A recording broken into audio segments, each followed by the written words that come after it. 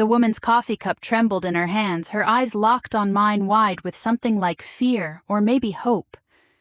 "You're not who you think you are," she whispered, and in that moment, my entire world began to unravel. I stood behind the counter at the Rusty Mug, the little coffee shop in Willow Creek, Colorado, where I'd spent the last 5 years slinging lattes and memorizing orders for the morning crowd. It was a crisp October day, the kind where the air smells like fallen leaves and chimney smoke. Sunlight streamed through the big front window, catching the steam rising from the espresso machine. The hum of conversation mixed with the soft clink of mugs and the occasional hiss of the milk frother. It was just another Tuesday, or so I thought. My name is Emily Harper.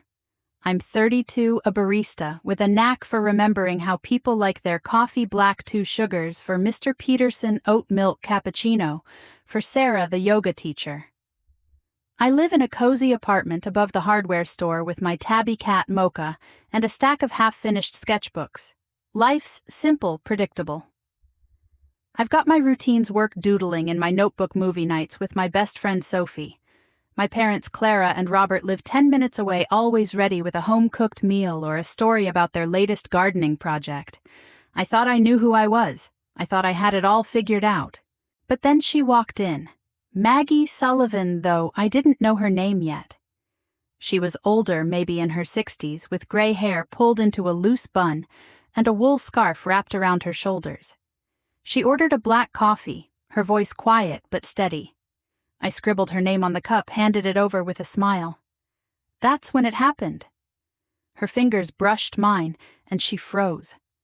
The cup slipped from her hand, hitting the counter with a dull thud. Hot coffee splashed across my apron, but I barely noticed. Her face went pale like she'd seen a ghost. "Abigail," she breathed, her voice barely a whisper. I laughed, the kind of nervous chuckle you let out when someone says something weird. No, I'm Emily. Emily Harper." "Sorry, you must have me mixed up with someone." I grabbed a rag, started wiping the counter, hoping to move past the awkwardness. But Maggie didn't budge. Her eyes, green with tiny flecks of gold, just like mine, stayed glued to my face. She leaned closer, her hands shaking now, gripping the edge of the counter like it was the only thing keeping her upright. "You look just like her," she said, her voice cracking like thin ice. "My daughter. Abigail Marie Sullivan. She went missing 25 years ago." The words hit me like a punch to the chest. The chatter in the coffee shop faded, drowned out by the sudden thump of my heartbeat in my ears.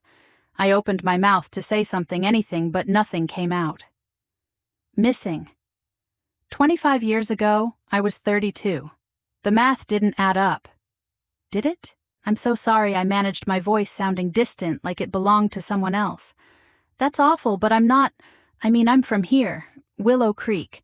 My parents are Clara and Robert Harper. I've lived here my whole life."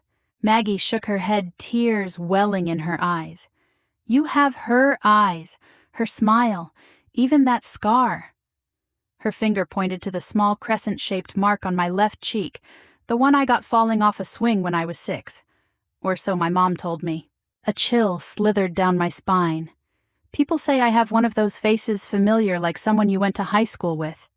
Sophie always teases me about it, says I'm the kind of person strangers stop to ask for directions. But this was different.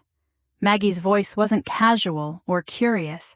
It was raw, desperate, like she'd been carrying a wound for decades, and I just ripped it open.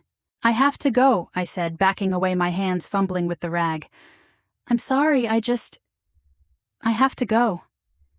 I turned, nearly knocking over a stack of to-go cups, and ducked into the back room. My chest felt tight, like the air had been sucked out of the shop.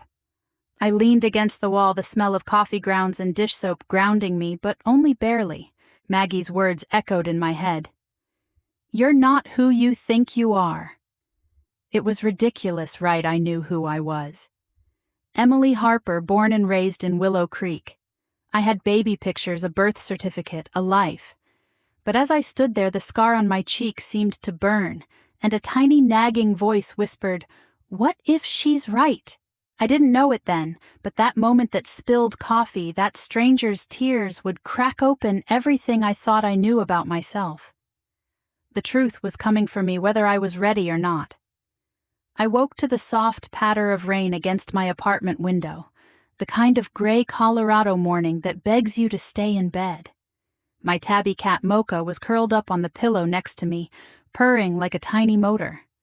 I groaned, rubbed my eyes, and reached for my phone on the nightstand. The screen glowed 7:15 a.m. A text from Sophie blinked at me. "Movie night Thursday, new rom-com or horror, you pick." I smiled. Sophie always knew how to make a week feel less heavy. Another message from my mom. Clara popped up a photo of her latest garden project, a row of marigolds with the caption, "Happy Tuesday, sweetie, dinner Sunday." I dragged myself out of bed, my bare feet hitting the cold hardwood floor. My apartment was small, tucked above the hardware store in downtown Willow Creek, but it was mine. Exposed brick walls, a sagging couch I'd found at a thrift shop, and shelves crammed with sketchbooks and half-dead plants gave it a cozy, lived-in feel. I shuffled to the kitchen, flicked on the kettle, and grabbed a mug with a chipped handle. While the water boiled, I stared out the window at the misty street below. Willow Creek was quiet this early, just a few pickup trucks and the occasional jogger braving the drizzle. My name is Emily Harper, and I've always thought of myself as ordinary. I'm a barista at the Rusty Mug, the kind of place where locals gossip over coffee and tourists snap photos of the chalkboard menu. It's not glamorous, but it pays the rent and leaves me time to sketch mostly landscapes, sometimes portraits, though I'm too shy to show anyone but Sophie. I've been in Willow Creek my whole life, or so I've been told. My parents, Clara and Robert, raised me in a yellow house on Maple Street, 10 minutes from here. Mom's a retired librarian, always quoting poetry or fussing over her flowers. Dad's a mechanic, the kind of guy who can fix anything but gets flustered if you ask him to use a smartphone.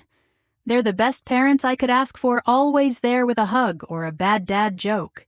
But there's always been this gap, like a puzzle piece missing from my story. Clara and Robert don't talk much about the years before Willow Creek. They say we lived in Nebraska for a bit, some small town I can't picture. Whenever I ask for details like where exactly or what my first birthday was like, they change the subject. "Oh, you know, it was so long ago," Mom will say, waving her hand. We lost most of the old photos in a basement flood. It never bothered me much. Not until yesterday. I sipped my tea, the honey soothing my throat, and tried to shake off the memory of Maggie Sullivan's voice. "You're not who you think you are." It was absurd, wasn't it? Just a grieving woman seeing ghosts in a stranger's face. I set my mug down, grabbed my Denver Broncos hoodie, Dad's old one, soft from years of wear, and pulled on jeans. Work started at 8, and I couldn't be late. As I locked the door, I noticed something odd in my mailbox. Not the usual bills or junk flyers, but a plain white envelope, no stamp, no return address. My name, Emily Harper, was scrawled across it in shaky handwriting. I tore it open, my fingers clumsy in the cold. Inside was a single sheet of paper, the words typed in stark black ink. "Ask your parents about Abigail." My stomach twisted. Abigail. The name Maggie had whispered, the name that had haunted me all night. I stuffed the letter in my pocket, my hands trembling. It was probably a prank, right? Some weird coincidence. But as I walked to the Rusty Mug, the drizzle soaking through my hoodie, that nagging voice in my head grew louder. What if it wasn't a coincidence? What if my ordinary life, the coffee shop, the yellow house, the parents I loved, was built on something I didn't understand? The bell above the shop door jingled as I stepped inside, the familiar smell of coffee grounds wrapping around me like a blanket. I tied on my apron, forced a smile for the first customer. But the letter burned in my pocket, and Maggie's tear-streaked face lingered in my mind. I didn't know it yet, but that envelope was the first thread unraveling the life I thought I knew. The Rusty Mug was quieter than usual, the midday lull leaving only a few regulars nursing their coffees in the corner. I wiped down the counter, the rag moving in slow circles, my mind still stuck on that letter. "Ask your parents about Abigail." The words felt like a splinter lodged too deep to ignore. I hadn't told anyone about it, not even Sophie. How could I explain something I didn't understand myself? The bell above the door chimed, snapping me out of my thoughts.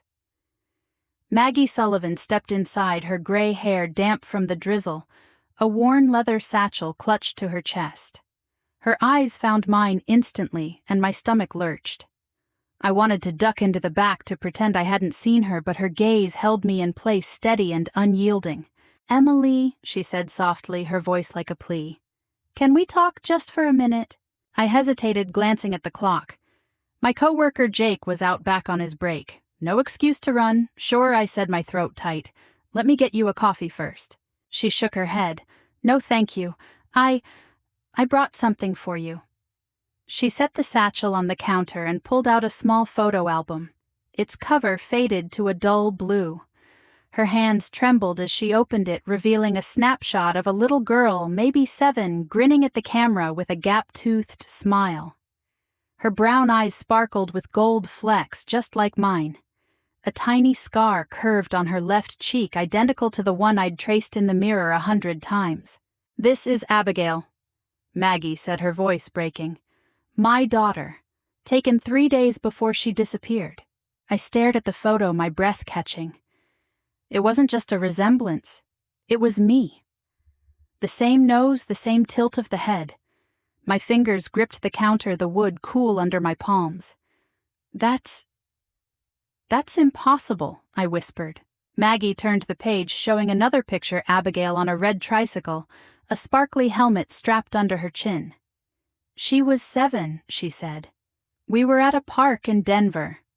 I turned away to answer a call, my sister asking about dinner plans. 5 minutes, Emily. That's all it took. When I looked back, she was gone. Her words painted a scene so vivid I could almost see it, the green grass, the creak of swings, a little girl pedaling away. Then nothing. I swallowed hard. "I'm so sorry, Maggie. That sounds awful. But I'm not her. I can't be." She reached into the satchel again, pulling out a tiny bracelet, wooden beads, strung on a thin cord with a single charm engraved with Abby. "This was hers," she said. "She never took it off. And this—" She pointed to my neck, where a star-shaped mole peeked above my collar. "Abigail had one just like it, right there." My hand flew to my neck, my pulse racing. I'd always thought that mole was unique, a little quirk I'd liked about myself. But how could she know, and the bracelet? I'd seen one like it, hadn't I, in a box of old trinkets at my parents' house, buried under Christmas ornaments. Mom Clara had said it was a gift from a friend, nothing special. "I don't understand," I said, my voice shaking.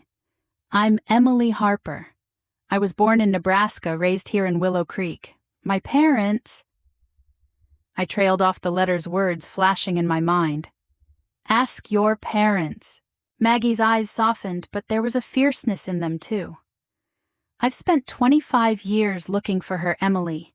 Every missing child poster, every news report. I never stopped. And then I saw you. It's not just your face. It's the way you laugh, the way you tilt your head when you're thinking. A mother knows her child." I wanted to argue, to tell her she was wrong, but my mouth felt dry, useless. The album lay open between us, Abigail's face staring up at me like a mirror from the past. "What do you want me to do?" I asked, finally, barely above a whisper. "Keep this," she said, sliding the album toward me. "Look at it, think about it. If you're willing, we can talk again. I just want to know you're okay." I nodded, my hands numb as I took the album. Maggie gave me a small, sad smile, then turned and left the bell jingling behind her. I stood there, the shop's warmth fading, replaced by a cold that seeped into my bones. The scar on my cheek, the mole on my neck, that bracelet in my parents' attic. They were just coincidences, right? But as I tucked the album under the counter, my fingers brushed the letter in my pocket, and a question clawed at me, sharp and relentless. What if she's right? The rain had stopped, leaving Willow Creek streets slick and shimmering under the streetlights. I sat on my couch, Mocha curled in my lap, the photo album from Maggie Sullivan open on the coffee table. Abigail's face stared back at me, her gap-toothed grin a punch to my gut. I'd spent all day trying to forget her, those eyes that scar the bracelet, but the album pulled me back like a tide I couldn't fight. My fingers brushed the letter in my pocket, the one I hadn't dared show anyone. Ask your parents about Abigail. I pulled it out, the paper creased from being handled too much. The words were typed stark, no signature. But there was more now, a second sentence I hadn't noticed in my panic. Find the music box with the lavender engraving. A music box, I didn't own one, and I'd never seen one at my parents' house. But the specificity of it, lavender of all things, made my skin prickle. I grabbed my keys and drove to Clara and Robert's house, the yellow one on Maple Street, its porch light glowing like a beacon. They were out at a book club, but I had a spare key. The house smelled like always lemon cleaner and fresh-baked cookies. I crept to the attic, my heart thudding, and started rummaging through boxes of old clothes, holiday decorations, and my childhood toys.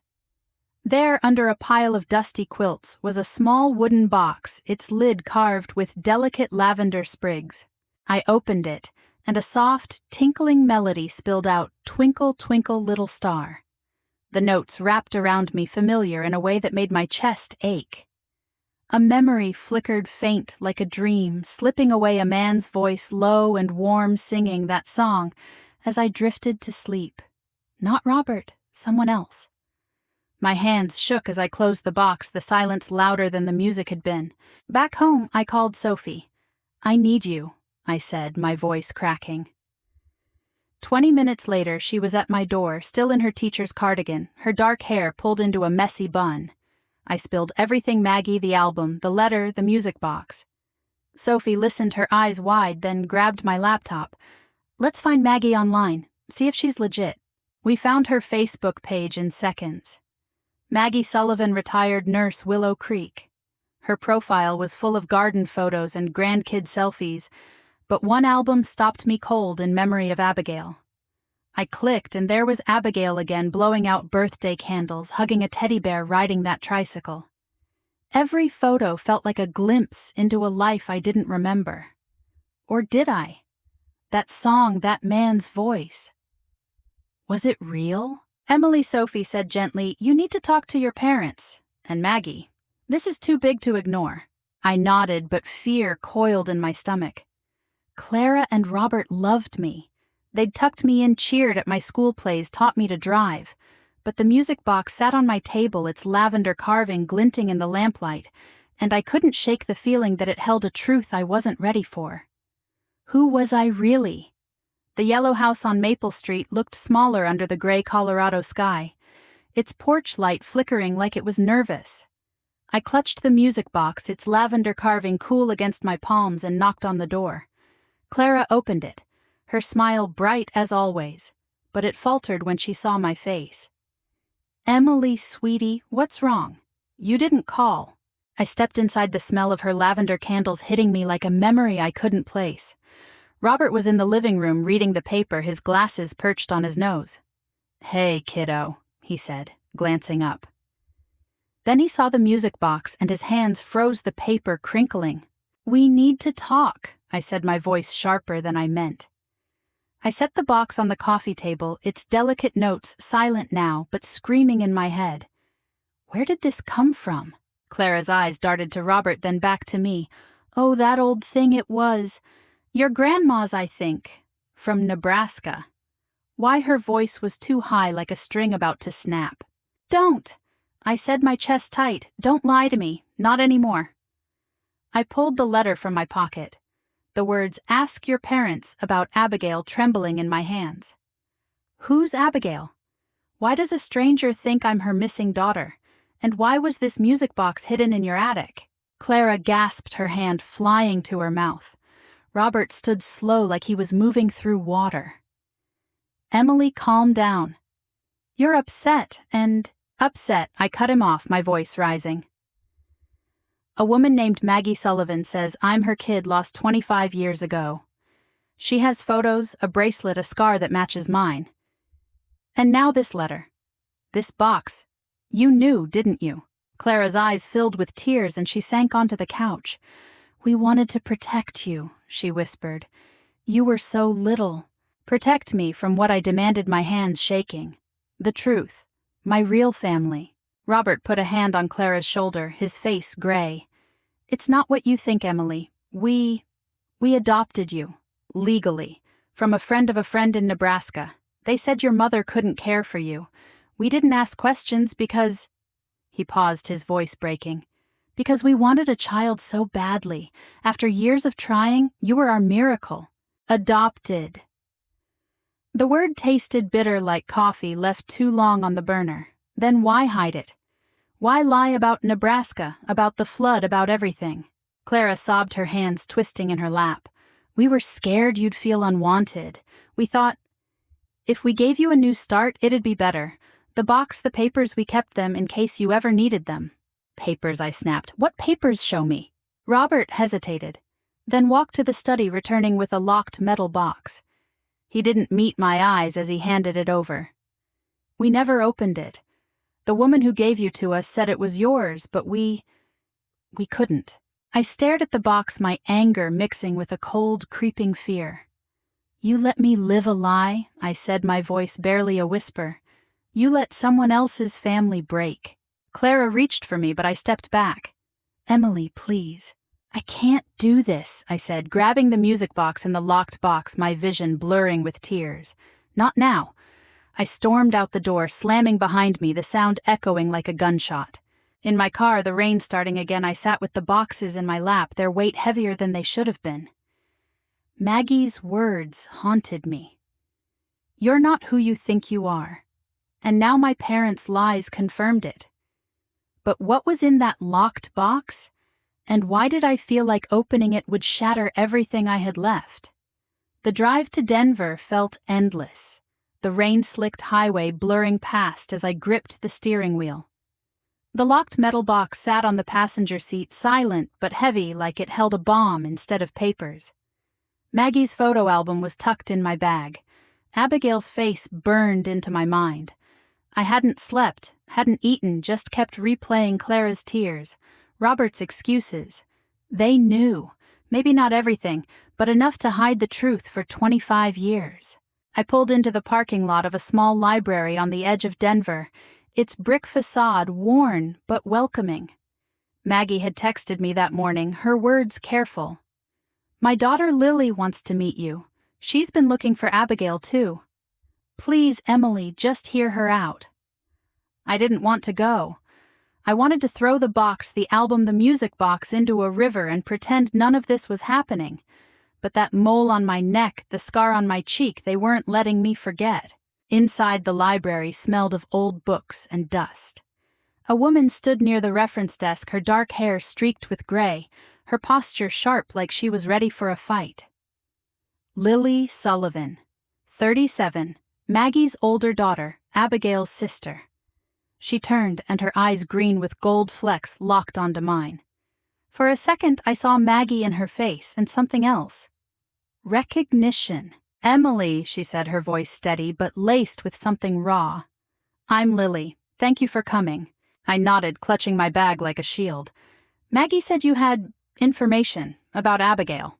She gestured to a table in a quiet corner where a stack of folders and a laptop waited. "I'm a journalist," she said, sitting down. "I cover missing persons cases. It's not just a job, it's personal. Abigail was my little sister. I was 10 when she disappeared. I've spent my life trying to find her." She opened a folder revealing yellowed newspaper clippings. "Local girl vanishes from Denver Park," one headline screamed, dated June 1998.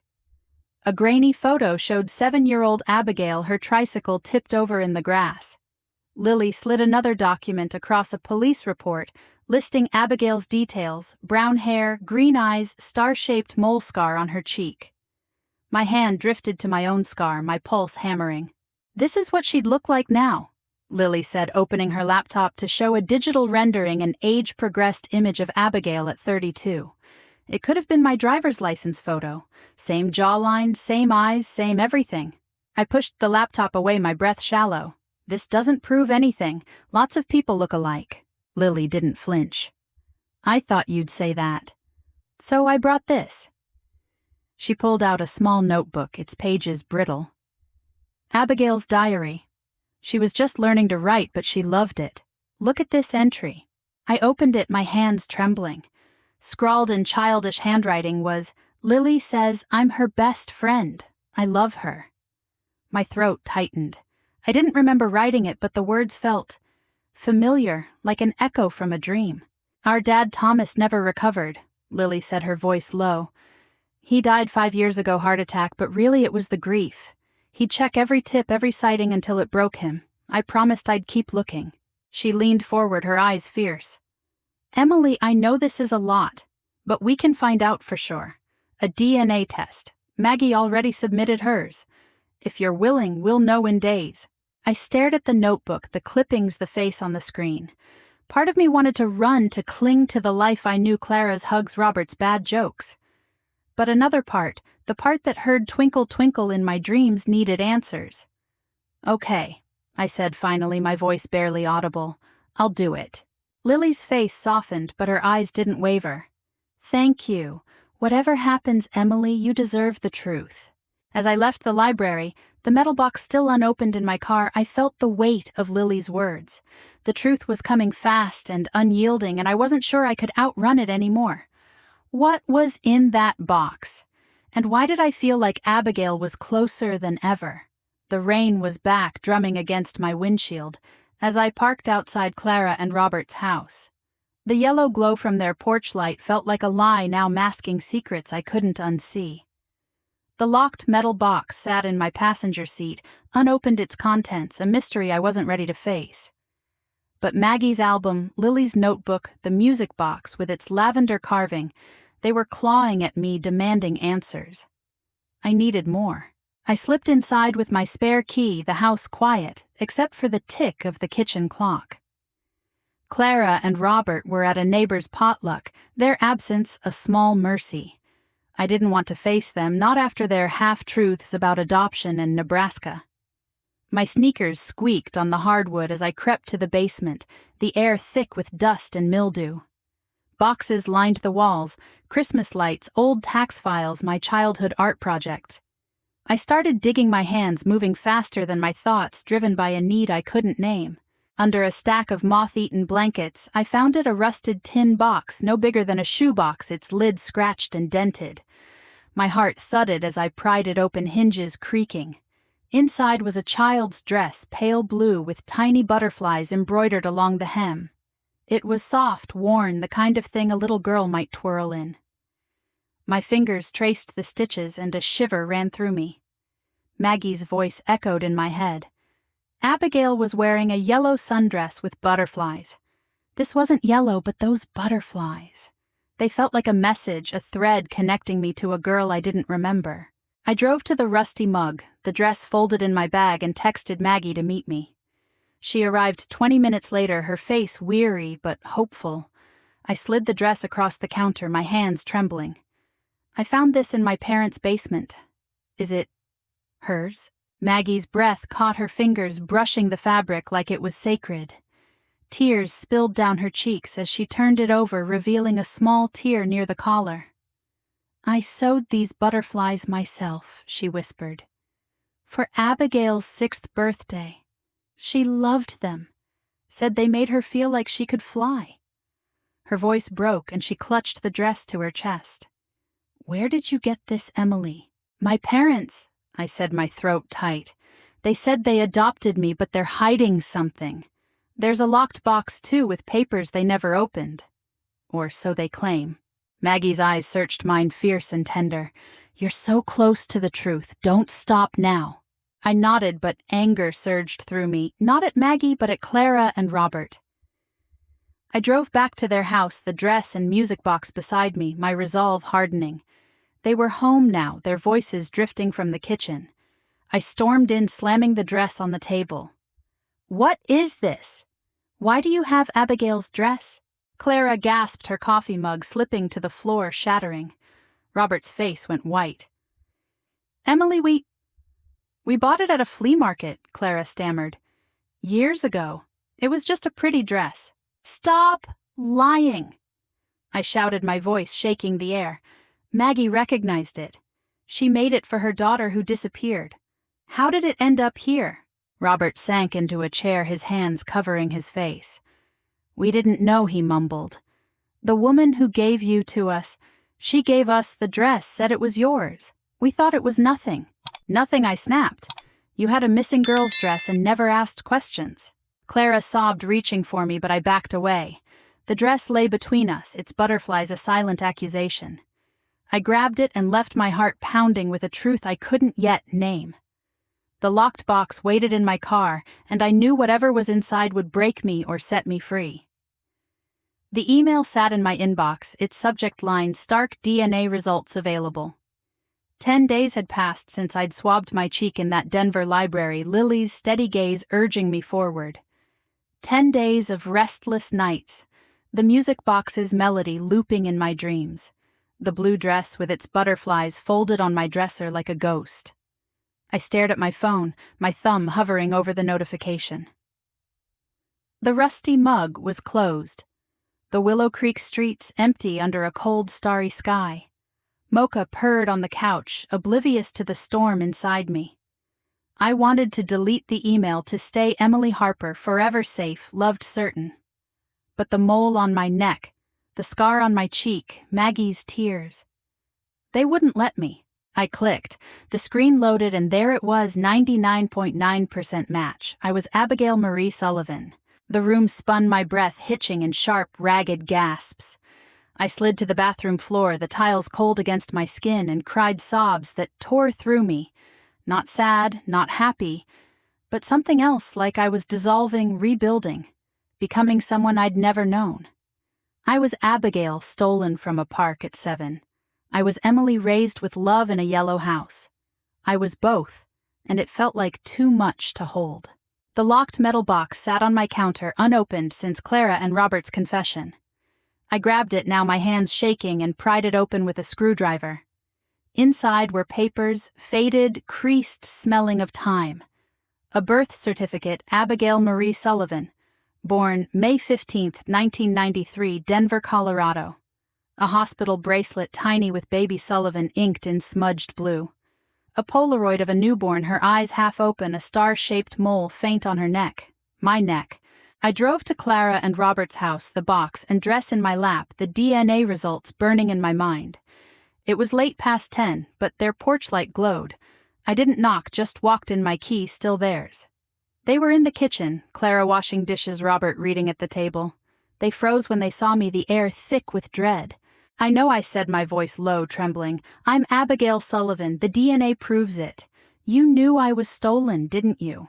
Clara dropped a plate, the crash echoing like a gunshot. Her hands flew to her mouth, tears spilling. Robert stood, his face ashen, hands raised like he could stop the truth. "Emily, please." "We didn't know, not at first." "Not at first," I shouted, slamming the birth certificate on the table. "You had her dress, her papers. You moved us to Willow Creek, changed your names, Mark and Sandra, not Robert and Clara. You built my life on a lie." Clara sobbed, sinking into a chair. "We couldn't have kids," she whispered. 3 miscarriages, Emily. Then a woman, Robert's cousin, said she knew a girl who needed a home. Said the mother was gone, the father unfit. We believed her. Mostly. Mostly, my voice cracked, tears burning my eyes. "You saw missing child posters." My face was on them. Maggie and Lily searched for me for 25 years. Robert's shoulders slumped, his voice barely audible. "We were desperate. You were so perfect, so sweet. We told ourselves we were saving you. We loved you, Emily. We still do." "Love," I choked out. "You let a family break. You let me live a life that wasn't mine." I threw the dress at their feet, its butterflies accusing. This was Abigail's. You kept it like a trophy. Clara reached for me, but I backed away, my heart splintering. I can't be here." I grabbed the box, the papers, and ran to my car, the night swallowing me. The truth was a weight I couldn't carry alone, but it was mine now. Abigail's, Emily's, all of it. Maggie and Lily were waiting, and I knew what I had to do. The Willow Creek Park was bathed in soft afternoon light, the kind that makes everything look like a painting, golden grass, kids laughing on swings, leaves rustling in the October breeze. I stood by the picnic tables, my hands stuffed in my Denver Broncos hoodie, the music box tucked in my bag. Maggie Sullivan had asked me to meet her here along with Lily to talk, to start something new. My heart pounded, not with fear anymore, but with a strange, fragile hope. The DNA results, the dress, the birth certificate, they'd torn my world apart, but maybe, just maybe, I could build it back. Maggie arrived first, her gray scarf fluttering as she hurried toward me. Her eyes, green with those gold flecks, shimmered with tears, but her smile was warm like a hearth after a long winter. "Emily," she said, her voice trembling, "thank you for coming." She hesitated, then opened her arms. I stepped into her hug, her warmth familiar in a way that made my chest ache. "I've waited 25 years to hold you again," she whispered. "My Abigail." I pulled back, my throat tight. I want to keep Emily," I said. "It's who I've been. But I'm Abigail too. I want to be both." Maggie nodded, tears spilling. "You're whoever you choose to be. Always." Lily joined us, her journalist's sharpness softened by a shy smile. She carried a photo album, not the one from before, but a new one filled with pictures of the Sullivan family, aunts, uncles, cousins I'd never known. "We've got a big crew," she said, her voice light but thick with emotion. "They're dying to meet you." We sat at a table, the album open between us. Lily pointed to a photo of a man with kind eyes. "Thomas, their dad, my dad, gone 5 years now. He'd have loved you," she said. "He used to sing 'Twinkle, Twinkle' to you every night." The memory of that melody, faint but real, stirred in me, and I clutched the music box tighter. Maggie and Lily told me about the Sullivans' family barbecues, Christmas mornings, stories of Abigail, me chasing fireflies, begging for extra cookies. It felt like stepping into a life I'd only dreamed, yet every detail fit like a key in a lock. "We never stopped looking," Maggie said. "Not a single day." I thought of Clara and Robert, the yellow house, the lies they'd spun. They'd faced charges, custodial interference, identity fraud, but the judge was lenient, probation, community service, their age, and good parenting softening the blow. I didn't want them in prison. They'd loved me, raised me, given me piano lessons and summer camping trips. But they'd also stolen me, let Maggie's family shatter. I'd seen them once since that night, a stiff dinner where we danced around the truth. They were in therapy now, grappling with their choices. So was I. Lily reached across the table, her hand squeezing mine. "You don't have to choose Emily. You can have both families, both names. We're here however you want us." I nodded, tears blurring my vision. "Emily Abigail Harper Sullivan," I said, testing the words. They were a mouthful, but they felt right, like a bridge between two lives. As we walked through the park, Maggie slipped the wooden bracelet, Abby's bracelet, onto my wrist. Its beads clicked softly, a reminder of who I'd been, who I was becoming. The Sullivans were planning a barbecue to welcome me, a chance to meet the family who'd searched for me all these years. I wasn't ready to call Maggie Mom or Lily Sis, but I was ready to start. The truth had broken me, but it was also setting me free. I was Emily Abigail, loved and lost, found and healing. And as the sun dipped low, painting the sky with fire, I knew I was finally home in both my names and both my lives. The rusty mug felt different now, its familiar hum of coffee grinders and chatter, no longer just background noise, but a tether to the life I was rebuilding. I stood behind the counter, my Denver Broncos hoodie swapped for a fresh apron, the wooden bracelet, Abby's bracelet, clicking softly on my wrist. Outside, Willow Creek sparkled under a crisp November sun, the mountains in the distance sharp against a cloudless sky. Mocha was probably napping on my couch at home, the music box and blue dress tucked safely in a drawer, no longer ghosts, but pieces of a story I was learning to carry. My name is Emily Abigail Harper Sullivan, and I've spent these last weeks weaving together two lives, two families, two truths. The yellow house on Maple Street still stands, but its warmth is shadowed by Clara and Robert's choices. We meet for coffee, sometimes their apologies heavy, their love real but tangled in guilt. Maggie and Lily. Though they're my Tuesdays now, our coffee dates at a little cafe near the park, filled with stories of the Sullivans, of Abigail's firefly-chasing days, of a family that never gave up. I'm not whole yet, but I'm getting there, stitch by stitch, memory by memory. This journey, the letter, the DNA, the dress with its butterflies taught me something I'll carry forever. Identity isn't a single thread. It's a tapestry woven from the people who love you, the secrets you uncover, the choices you make when the ground shifts beneath you. I was stolen, but I was also cherished. I was lost, but I was also living. These truths don't cancel each other out, they layer like colors on a canvas, creating something messy, beautiful, entirely mine. Here's what I've learned, and I hope you'll hold on to it too. First, face the truth, even when it scares you. That letter in my mailbox could have stayed unopened, but asking the hard questions about my parents, my past, gave me answers I didn't know I needed. If something feels off in your life, don't ignore it. Dig deeper. You deserve to know who you are. Second, love is complicated, but it's worth holding on to. Clara and Robert's mistakes broke my heart, but their love shaped me. Piano recitals, camping trips, all of it. Maggie and Lily's love waited 25 years unbroken. Families aren't perfect, but they're yours, flaws and all. Cherish them, even when it hurts. Third, you're never alone. Sophie was my rock, staying up late to search Facebook, holding my hand when I cried. Lily's determination, Maggie's hope, they carried me through. When life unravels, lean on your people. They'll help you find your way. I've started a blog now, sharing my story, connecting with others who've faced their own identity questions. Strangers email me, some searching for lost siblings, others untangling family secrets. It's humbling knowing my truth resonates. And it's why I'm asking you to share your story.